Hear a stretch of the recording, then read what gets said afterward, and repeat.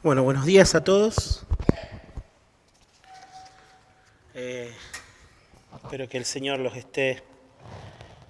bendiga hoy día, en especial ahora que nos bendiga a todos que vamos a escuchar su palabra, ¿sí?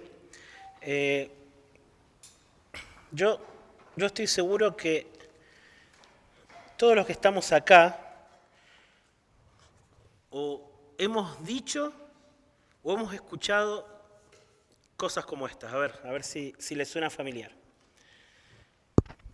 Yo no voy a la iglesia porque Dios está en todos lados, ¿sí?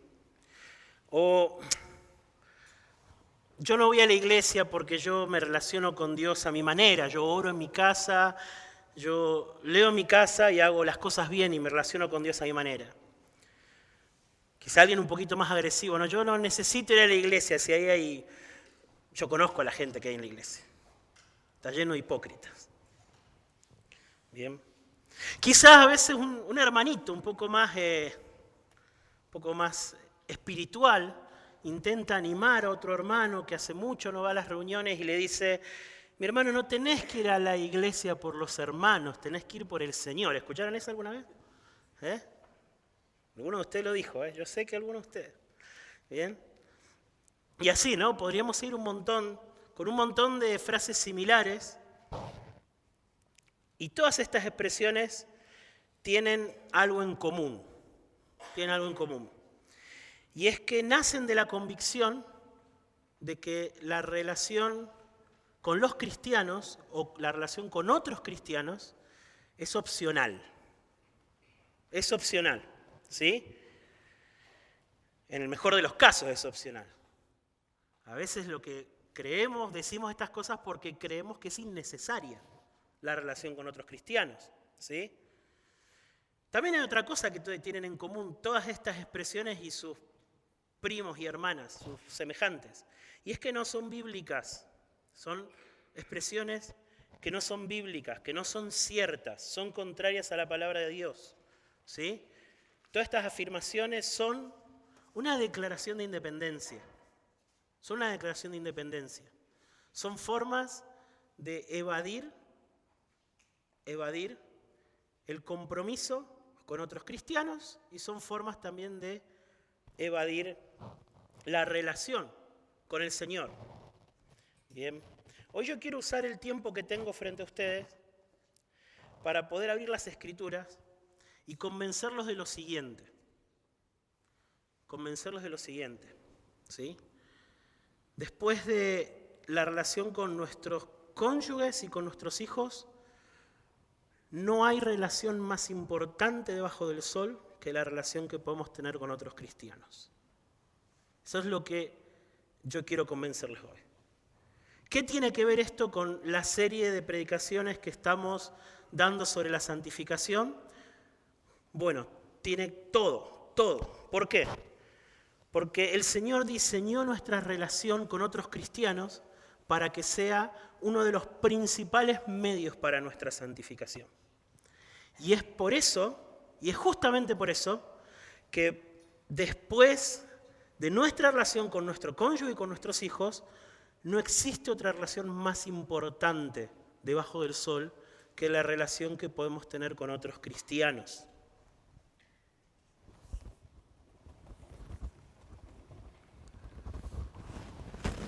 Bien.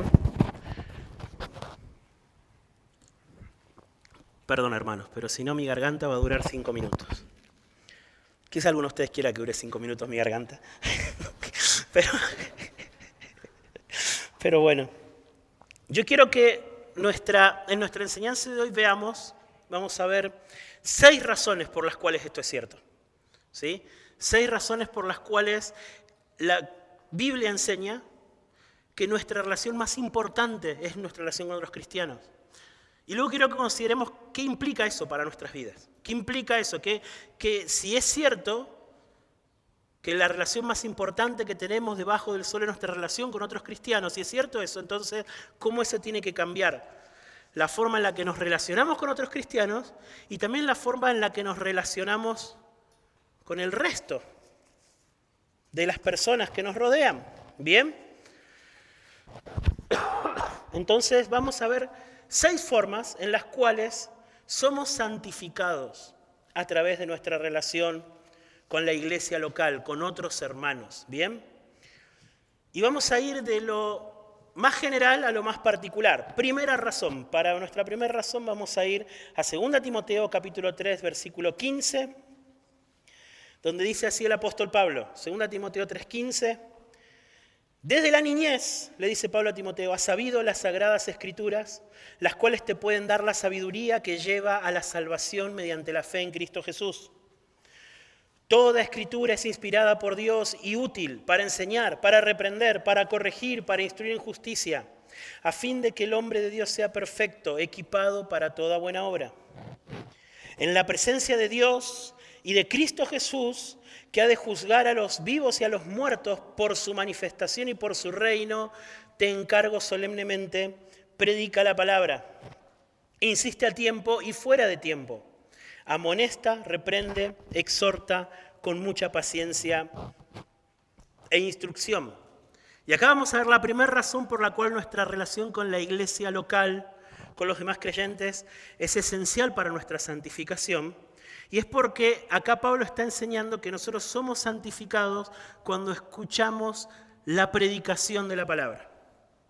¿Bien? Cuando escuchamos la predicación de la palabra. La palabra de Dios, fíjense en los primeros versículos que leímos, en los versículos 15 al 17 del capítulo 3, Pablo enseña que la palabra de Dios es suficiente para salvar a los hombres.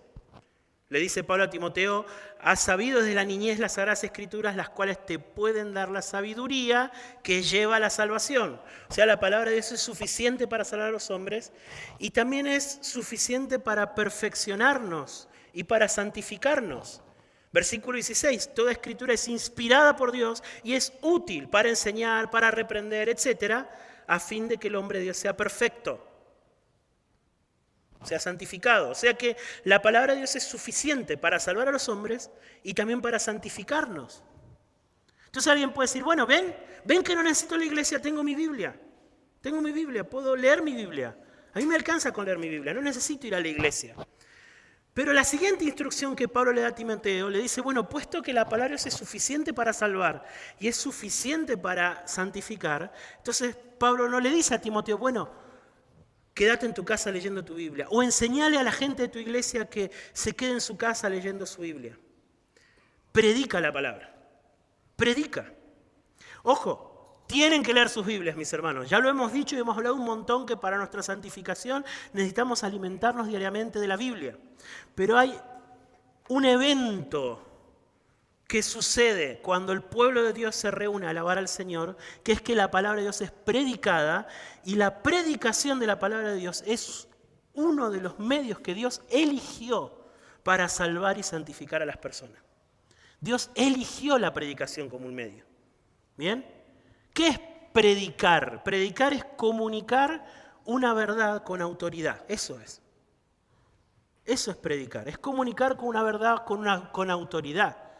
Esa autoridad viene de leer el texto que está en la palabra de Dios y comunicarlo. Si la Biblia es la palabra de Dios y si lo que se comunica es la palabra de Dios, entonces la palabra tiene autoridad. Y si tiene autoridad, demanda una acción, ¿o no? Eso es predicar. Eso es predicar. ¿Sí? Y Pablo acá está mandando a Timoteo a que haga eso para que la gente se salve y para que los que son salvos sean santificados. ¿Sí? Sean santificados.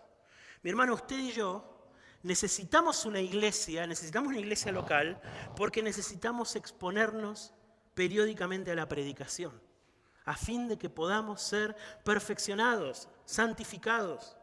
A fin de que aquellos de ustedes que no conocen a Cristo puedan tener la sabiduría de la Escritura que lleva a la salvación. Necesitamos la predicación de la palabra de Dios. Por eso necesitamos una iglesia local. ¿Bien? Entonces, a ver, rápidamente, déjeme darle dos consejos para que usted pueda preparar el terreno de su corazón cada domingo para recibir la palabra de Dios. Primero, yo le sugiero, mi hermano, que llegue descansado al culto y que ayude a su familia también a llegar descansado al culto. ¿Sí? A veces es más difícil poder tener nuestros sentidos atentos a la palabra de Dios si estamos cansados o con sueño. Entonces, si soy santificado por medio de la palabra de Dios, si yo quiero que mis hijos sean salvos escuchando la predicación de la palabra de Dios, les hago un bien y me hago un bien, ¿sí? Ayudándolos a llegar descansados, ¿sí? Acostarse a un horario apropiado, ¿no es cierto? Acostarlos a un horario apropiado, levantarlos a un horario apropiado, ¿cierto? A veces también, por más que estemos descansados, si venimos recién levantados, venimos ahí medio, ¿no? Entonces, vengamos con nuestros 5 sentidos. Seamos intencionales también en meditar y en ayudar a nuestras familias a reflexionar en lo que se va a predicar. La mayoría de ustedes sabe con anticipación, o porque charlamos, o porque avisamos por WhatsApp de qué se va a predicar, y si no, pueden preguntar, ¿sí?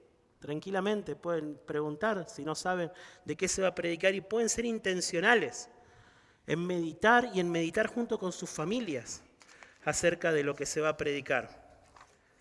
Y claramente pídale al Señor, mi hermano, que le dé un corazón receptivo para su palabra. Enséñele a sus hijos a pedirle al Señor que le ayude a entender su palabra.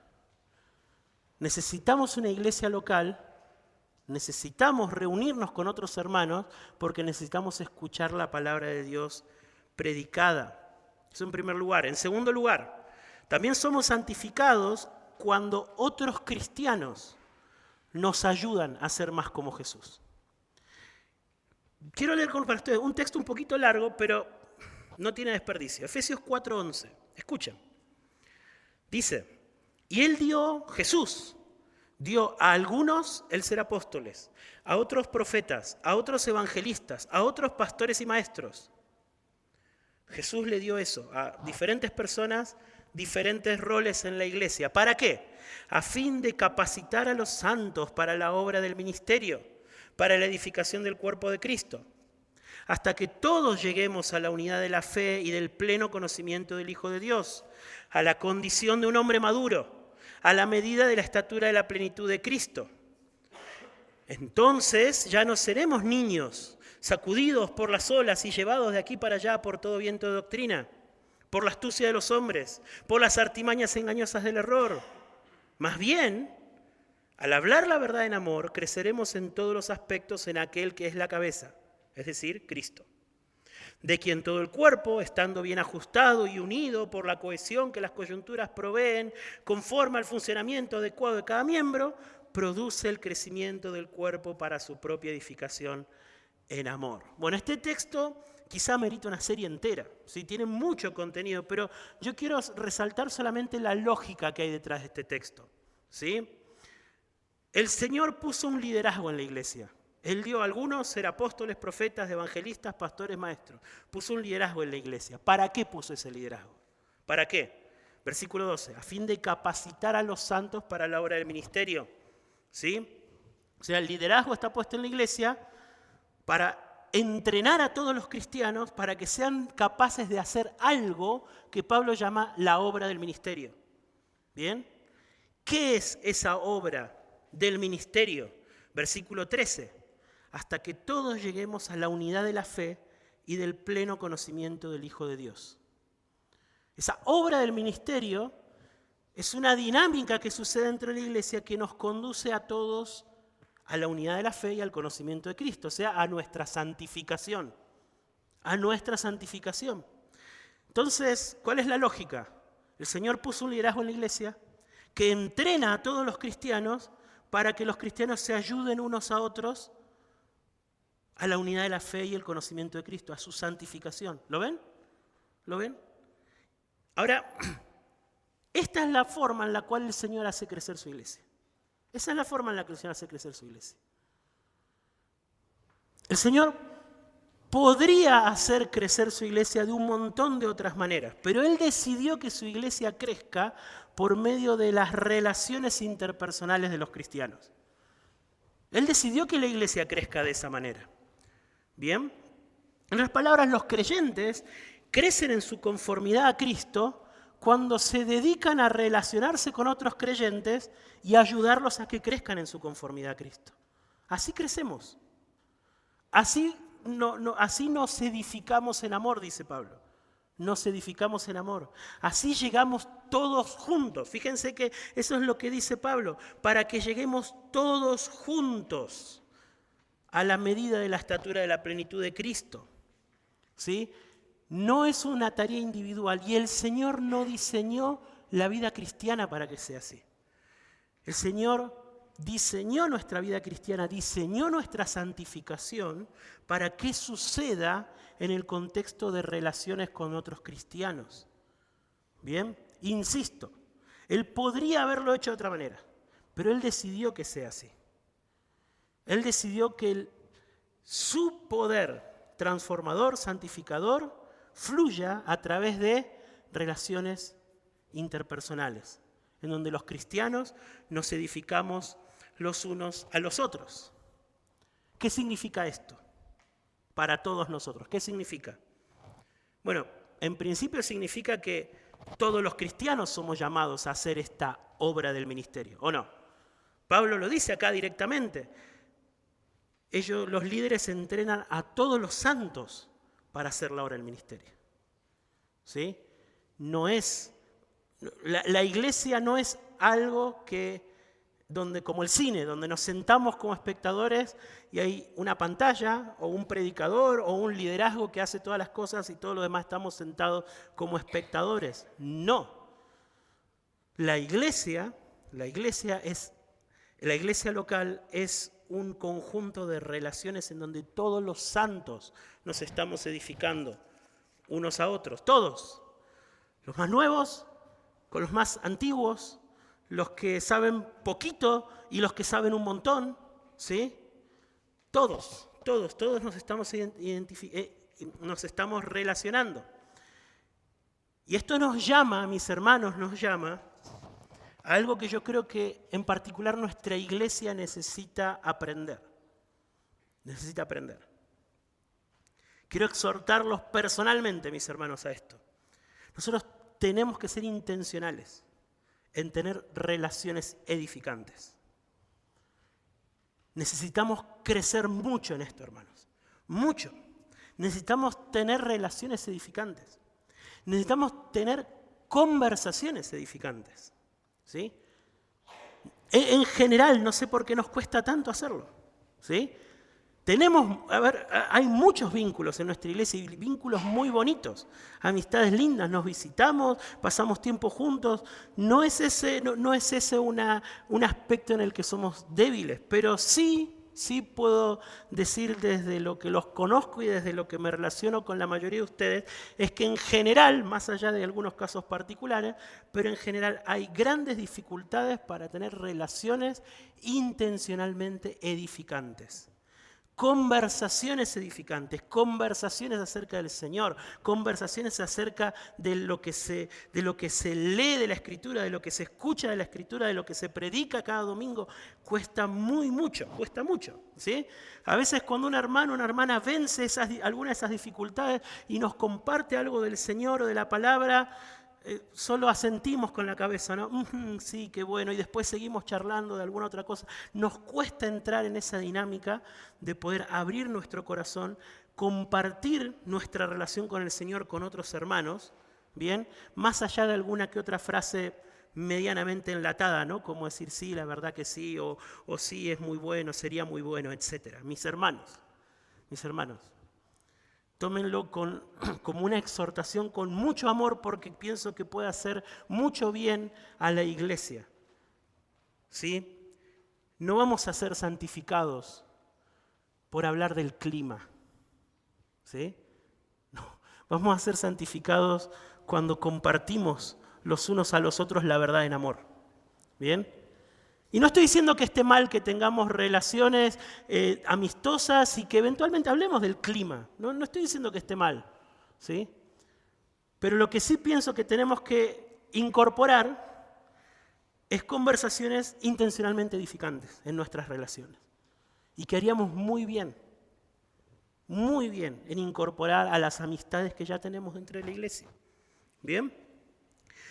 Tercero, dijimos que somos santificados al escuchar la palabra predicada, somos santificados cuando nos ayudamos mutuamente a ser más como Jesús y somos santificados también al recibir el cuidado de otros cristianos. Escuchen, Hebreos capítulo 3. Hebreos capítulo 3, versículo 12, dice así, la Escritura, tengan cuidado, hermanos, no sea que en alguno de ustedes haya un corazón malo de incredulidad para apartarse del Dios vivo. Antes, exhórtense los unos a los otros cada día, mientras todavía se dice hoy, no sea que alguno de ustedes sea endurecido por el engaño del pecado. Si el autor, mis hermanos, nos hubiese dejado solo con la exhortación del versículo 12, ¿bien? Tengan cuidado, no sea que en alguno de ustedes haya un corazón malo de incredulidad para apartarse del Dios vivo. Si nos hubiésemos quedado solo con esto, cualquiera de nosotros podría pensar que la forma en la que nos cuidamos del corazón malo de incredulidad es examinando nuestros propios corazones. Y sí, es una forma, pero no es la forma en la que estaba pensando el autor a los Hebreos. Porque después del versículo 12 viene el versículo 13. ¿Y qué dice el versículo 13? Que nosotros nos cuidamos del corazón malo de incredulidad exhortándonos los unos a los otros cada día. Exhortándonos los unos a los otros cada día. El autor a los Hebreos reconoce, mis hermanos, el peligro que tenemos de endurecernos cuando caminamos en soledad. Eso es lo que reconoce. ¿Por qué? Porque cuando caminamos en soledad sucede lo que creo que todos nosotros alguna vez hemos experimentado, y es que nos acostumbramos a convivir con nuestro propio pecado. Nos acostumbramos a convivir con nuestro propio pecado. ¿A qué me refiero con que nos acostumbramos? Y bueno, algunos lo desdramatizamos. Desdramatizamos el pecado. Lo empezamos a ver tan común que ya no nos parece tan grave, ¿sí? Y debido a que solemos ser muy buenos para esconder nuestros propios pecados, suele pasar que no siempre sufrimos las consecuencias de nuestros pecados. Los escondemos y no sufrimos sus consecuencias, o al menos no de forma inmediata. ¿Y eso qué hace? Que nos endurezcamos todavía más. ¿Verdad? Si sufrimos las consecuencias, medio que tenemos el sacudón, pero cuando no las sufrimos, nos endurecemos todavía más. Y no sufrir las consecuencias del pecado va creando en nosotros esa falsa ilusión de que no es tan grave nuestro pecado. De que después de todo no es tan grave, que bueno, es una lucha, ya va a pasar. O ya con el tiempo lo voy a ir dejando. Como hablábamos alguna vez, que es manejable, que es como una mascota, ¿sí? Pero el pecado, lejos de ser algo que no es grave, ¿sí?, se convierte aún más grave con este efecto, ¿no?, con esta anestesia sobre nuestras conciencias. La anestesia en nuestra conciencia hace que no sintamos el peso y el dolor del pecado y lo desdramatizamos, nos acostumbramos a convivir con nuestro propio pecado y de repente el pecado ya no lo experimento como algo grave, no hiere mi conciencia y en ese mismo momento está sucediendo lo que describe Hebreos 3. Corazón malo de incredulidad, endureciéndose y apartándose del Dios vivo. ¿Sí? Es entonces que nosotros necesitamos el auxilio de hermanos, que nos amen más de lo que se aman a ellos mismos. ¿Por qué digo esto? Porque a veces cuando vemos la debilidad en un hermano, no estamos dispuestos a ir en una misión de rescate por lo que puede llegar a implicar, por las dificultades que puede llegar a implicar. Tener una conversación difícil, tener que confrontar. No, que me voy a meter ahí, no quiero, que ya no quiero tener problemas, que ya estoy grande para tener problemas, que lo que sea que pensemos, pero no queremos tener problemas y nos amamos tanto a nosotros mismos, amamos tanto nuestro sentido de paz, de tranquilidad, que no vamos. Entonces, ¿qué necesitamos en esos momentos en donde estamos nosotros allá? Y no acá, allá, ¿Qué necesitamos? Que haya hermanos que nos amen más que a ellos mismos, más de lo que se aman a ellos mismos. Que estén dispuestos a ir en esa misión de rescate. ¿Sí? Que sean valientes para señalar el pecado, que estén comprometidos no solamente con su santidad, sino también con la nuestra, con nuestra salvación. ¿Sí? Eso es lo que necesitamos. Y que nos ayuden a volver. ¿Y cómo lo hacen? Por medio de la exhortación. Dice, ustedes exhórtense los unos a los otros cada día para que ninguno sea endurecido por el engaño del pecado. Y así no luchamos solos. Entonces, mis hermanos, creamos la palabra de Dios y actuemos. ¿Cómo? ¿Qué se puede hacer? Bueno, veamos de los dos lados de esta situación. Por un lado, mi hermano, si usted está luchando con el pecado y lo está haciendo en soledad, deje de ocultarlo. Deje de ocultarlo. En especial, deje de ocultar a aquellos con los que lleva tiempo sin poder vencerlos. Deje de ocultarlo. Hablábamos hace un tiempo con algunos hermanos, ¿no? Y decíamos, bueno, pero a veces nos sentimos más amenazados cuando confesamos nuestros pecados, pero en realidad lo que tenemos que darnos cuenta es que confesar nuestras faltas con otros hermanos, en realidad nos está abriendo un camino para vencer el pecado. Nos abre un camino porque es uno de los medios que el Señor puso. Otros hermanos cuidando de nosotros.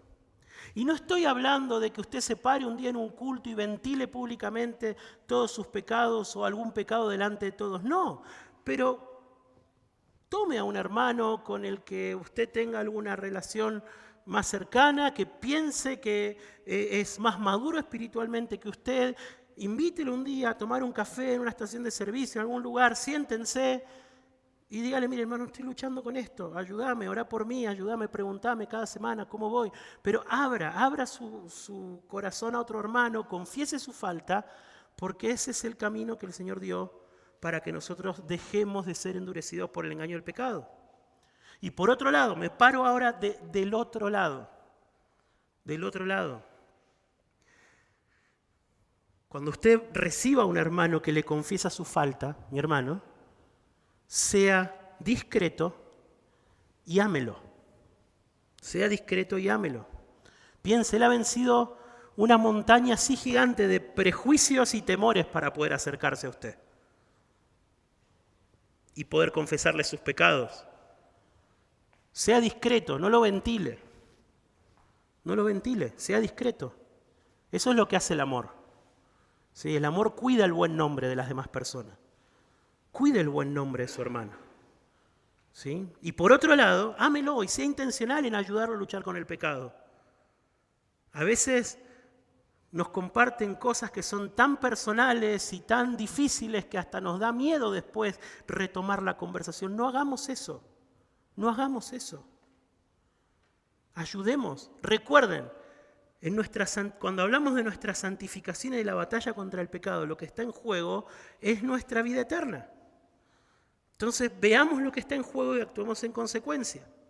¿Sí? Siguiente, somos santificados también. A ver, ¿por qué necesitamos una iglesia local? Cuarta razón. Porque también somos santificados al alabar al Señor, junto con otros hermanos. Cuando alabamos al Señor juntos, la Biblia dice que somos santificados. ¿Cómo es eso? Fíjense, Colosenses 3, 16.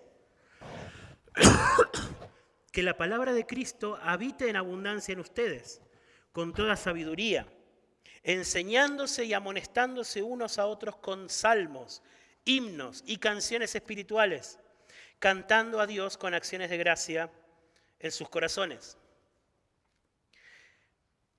¿Escuchó la lógica de este pasaje?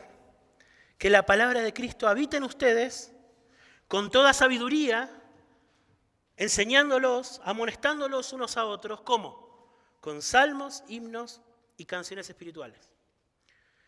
O sea, este pasaje lo que dice es que una de las cosas que sucede cuando adoramos al Señor juntos, cuando alabamos al Señor juntos, ¿sí?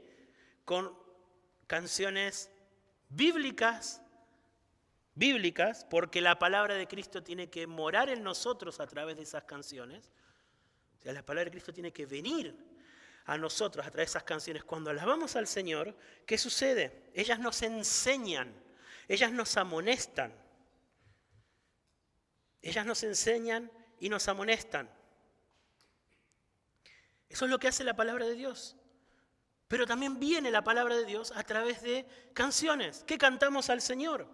¿Sí? Alabar al Señor juntos hace que la palabra de Cristo more en abundancia en nuestros corazones.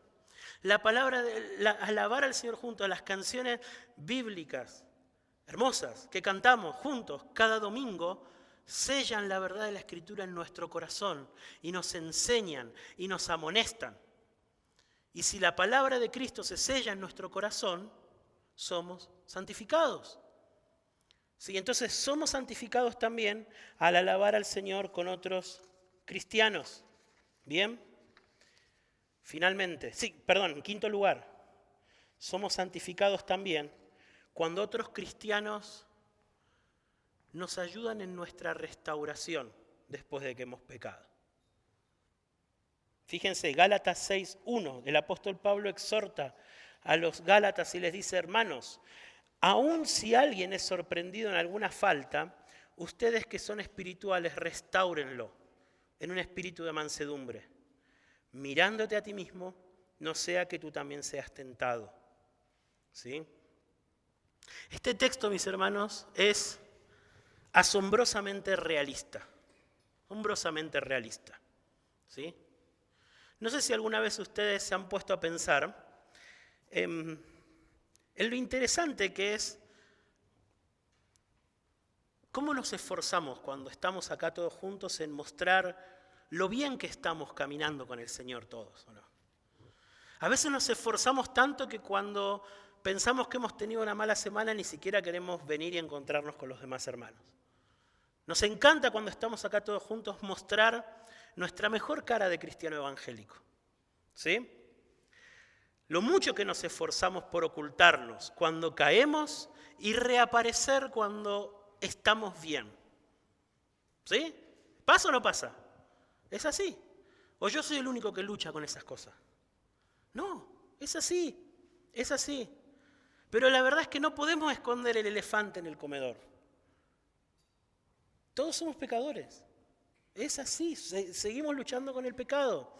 Y este texto es profundamente realista. Pablo acá está tomando como algo absolutamente normal y cotidiano que los cristianos pecamos. Y está diciendo qué es lo que tiene que hacer la iglesia cuando los cristianos pecan. La iglesia tiene que ser un ejército de pecadores que ayudan a otros pecadores. Eso es lo que debe ser la iglesia.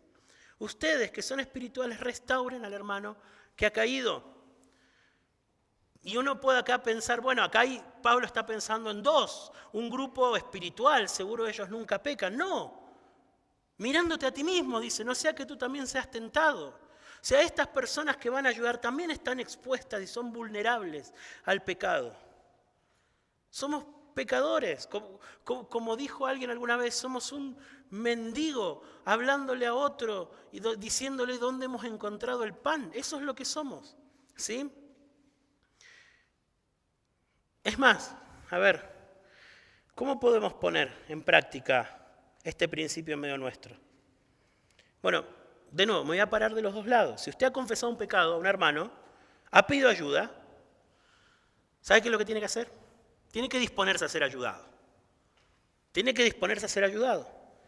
Porque también pasa, ¿no? Que a veces en un arrebato como de impotencia o de ser abrumado por la debilidad, confesamos nuestras faltas, pero bueno, después la carga en la conciencia empieza a disminuir, ya no sentimos tanta urgencia de luchar y empezamos a alejarnos de aquellas personas que conocen nuestras luchas. Tengan cuidado, mis hermanos, de esa actitud, tengan mucho cuidado. ¿Sí? Tengan mucho cuidado, reciba la ayuda, escuche el consejo, acepte rendir cuentas. Acepte rendir cuentas.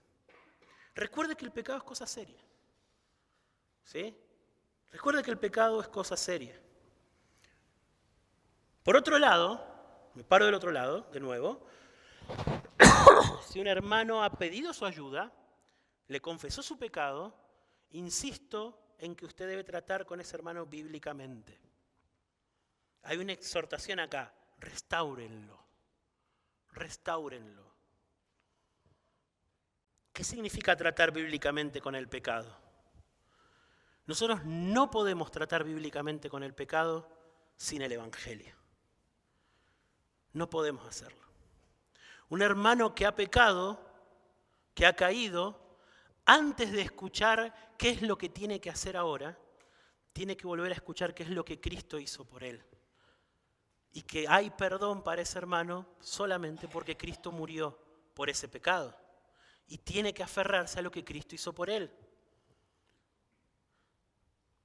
Bien, debemos tratar con el Evangelio, guiar a nuestros hermanos al Evangelio y recordar que el único remedio para nuestro pecado y el único poder que tenemos para poder cambiar nuestros patrones pecaminosos está en la cruz. Está en la cruz. Debemos guiarnos los unos a los otros, en especial cuando nuestros hermanos nos confiesan su falta, aprender a guiarlos al arrepentimiento, a ver al pecado como Dios lo ve, pasar tiempo en las Escrituras viendo qué es lo que dice la Escritura sobre su pecado,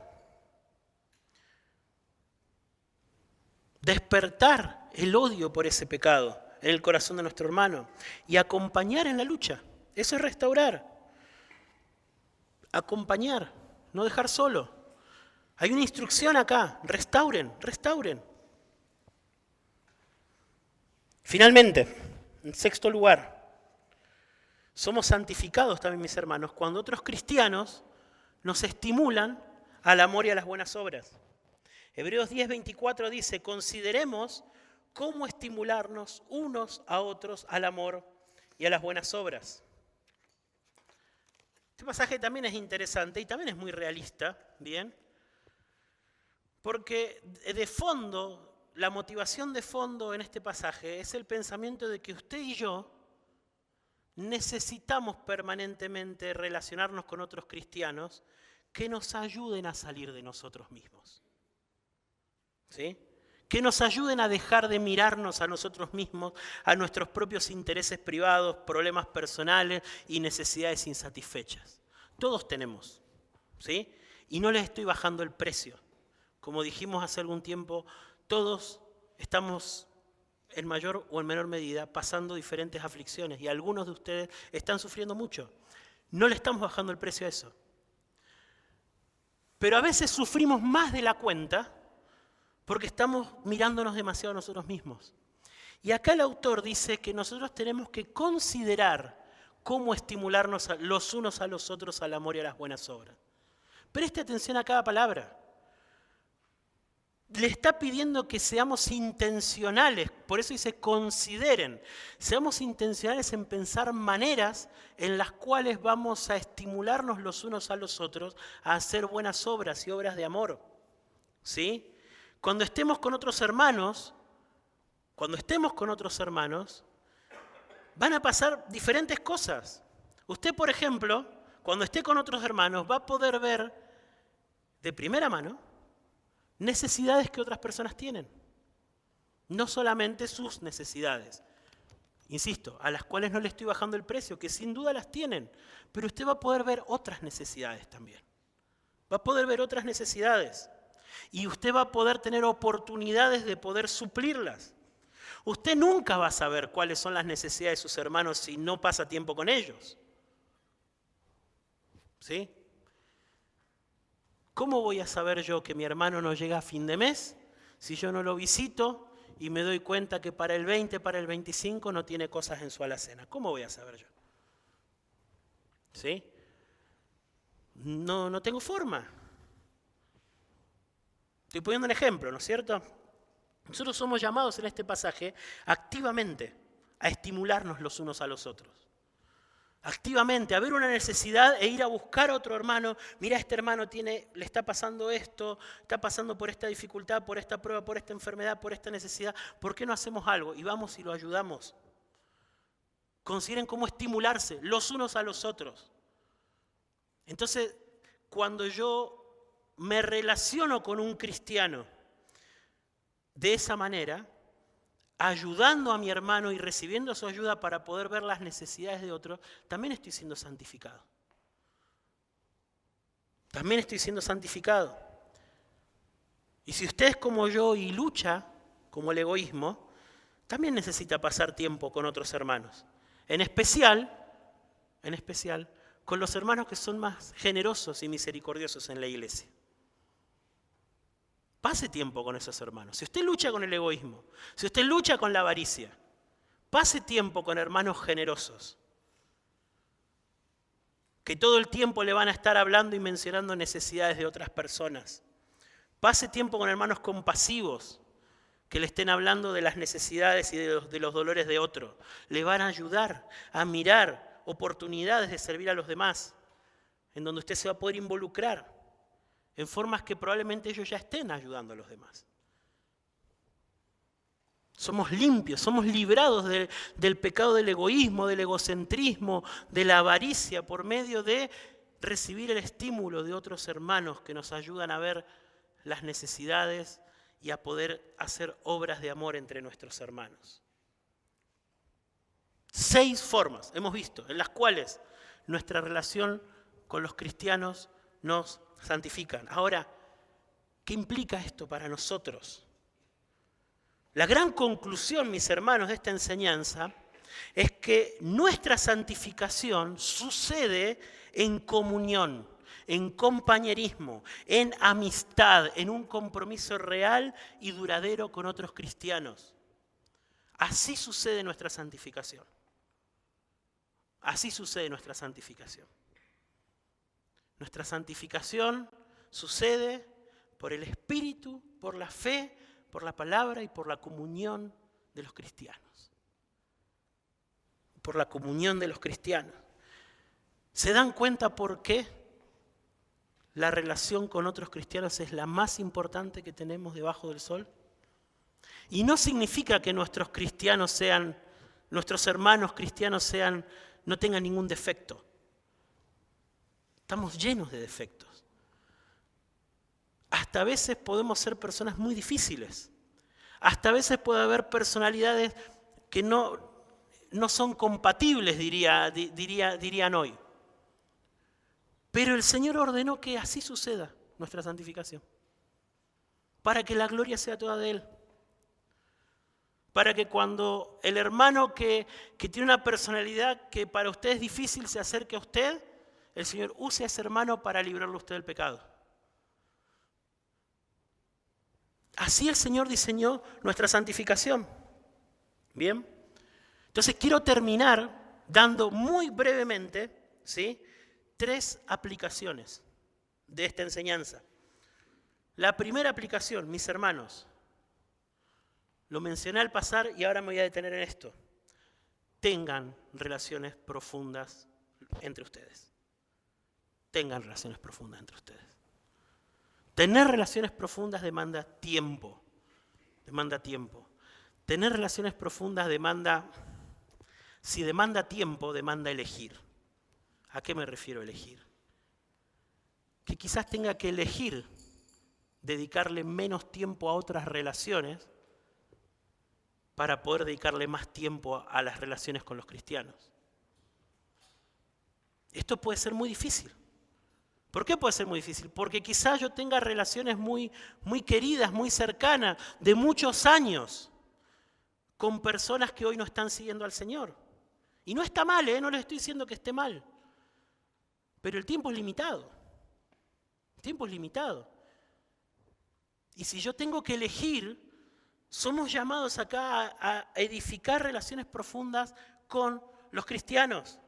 ¿Sí? Esto que hemos visto hoy en día, hermanos, demuestra que el plan del Señor para su iglesia no es que la iglesia se trate de un encuentro semanal los domingos a la mañana. Solamente una parte de lo que el Señor pensó para la iglesia sucede los domingos a la mañana. El resto sucede en relaciones informales, cotidianas, que deben construirse, en las cuales debemos ser intencionales y que deben tener el propósito de que nos edifiquemos. Entonces, si usted se está dando cuenta, si usted se da cuenta que la única relación que usted tiene con sus hermanos es de un domingo al otro domingo, usted debe arrepentirse. Debe arrepentirse. Porque es pecado. Pero la buena noticia es que Jesús murió por los individualistas. Jesús murió por los egocéntricos que pasan la semana interesándose solamente por sus propios asuntos.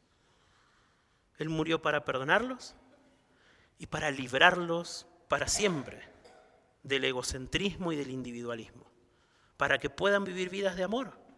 Entonces arrepiéntanse, mis hermanos, confíen en Jesús y empiecen a caminar con sus hermanos. Empiecen a caminar con sus hermanos. Segunda aplicación. Todos los cristianos deben comprometerse con una iglesia local. Cuando hablamos de las relaciones con los cristianos, no estamos hablando de algo suelto en el aire. El Señor diseñó a una iglesia local, ¿sí? Cuando hablamos de una iglesia local, estamos hablando de un cuerpo de creyentes que se reúne de forma específica, que se conocen las caras los unos con los otros, ¿sí? Y que tiene un compromiso real y duradero los unos con los otros. Eso es una iglesia local. ¿Bien? Y de nuevo, cuando hablo de que se tienen que comprometer con una iglesia local, no estoy hablando de que tienen que asistir a las reuniones de una iglesia. Estoy hablando de más que eso. No de menos, pero sí de más. Estoy hablando de un compromiso a tener relaciones profundas con los cristianos de esa iglesia local. A eso nosotros en nuestra iglesia le hemos puesto un nombre, que es ser miembro de una iglesia local. Ser miembro de una iglesia local. ¿Qué es ser miembro? Bueno, básicamente esto, es un compromiso formal con otros cristianos a llevar el estilo de vida que he intentado describir para ustedes en esta predicación. ¿Sí? Eso es lo que significa ser un miembro. ¿Quiénes pueden ser miembros de esta iglesia? Bueno, todos aquellos que hayan confiado en Jesús y que quieran comprometerse con esta iglesia. No hay más que eso, ¿sí? No hay más que eso. Si usted ha confiado en Jesús y usted está caminando con el Señor y quiere caminar con nosotros también, ¿sí? Y si no, busque, a ver, si no es con nosotros, busque una iglesia bíblica, ¿sí? Busque una iglesia bíblica donde se predique el Evangelio, pero en esta iglesia o en cualquier otra, pero comprométase con una iglesia local. No se puede cumplir todos los mandamientos que hemos visto hoy pululando por el aire, ¿sí? Flotando como un electrón suelto, ¿sí? No se puede, no se puede. Se necesita aterrizar, plantar raíces, echar cimientos en una iglesia local, ¿sí? Usted puede cumplir con los mandamientos que hemos visto en esta enseñanza sin ser miembro de una iglesia. Bueno, en un sentido no se puede. Sí, usted va a poder, no sé, eventualmente exhortar a alguien, eventualmente aconsejar a alguien, pero el mandamiento no es solamente eventualmente, sino comprometerse con otros cristianos a vivir de esa manera. Y ese compromiso es ser miembro.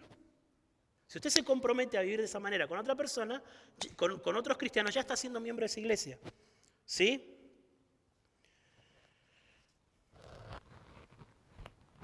Así que quiero animarlos. Quiero animarlos a aquellos de ustedes que aún no son miembros de la iglesia. ¿Sí? A que consideren unirse. Insisto, o a nuestra iglesia, o a alguna otra iglesia bíblica, que sea bíblica, no más.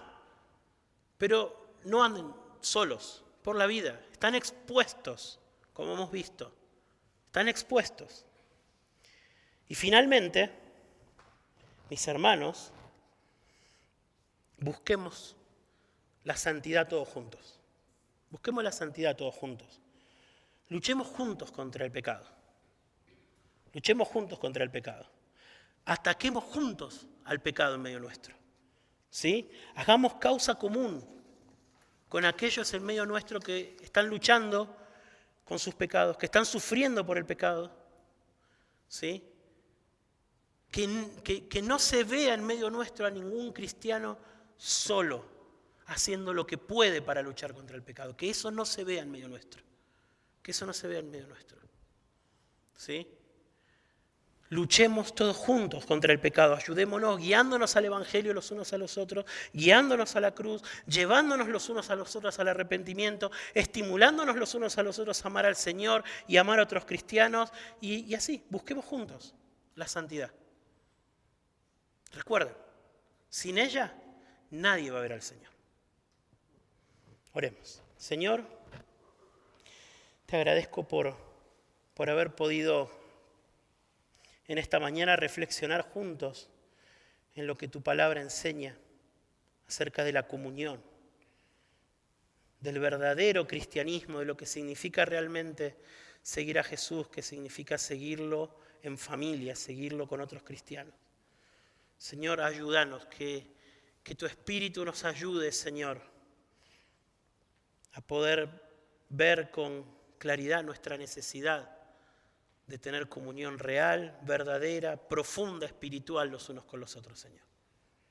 Ayúdanos. Ayúdanos a vencer los temores, los prejuicios, los miedos, las vergüenzas también, Señor. Ayúdanos a estimar nuestra santidad, Señor, como algo más valioso que nuestro individualismo. Hacelo en medio nuestro, Señor. Te lo pido en el nombre de Jesús. Amén.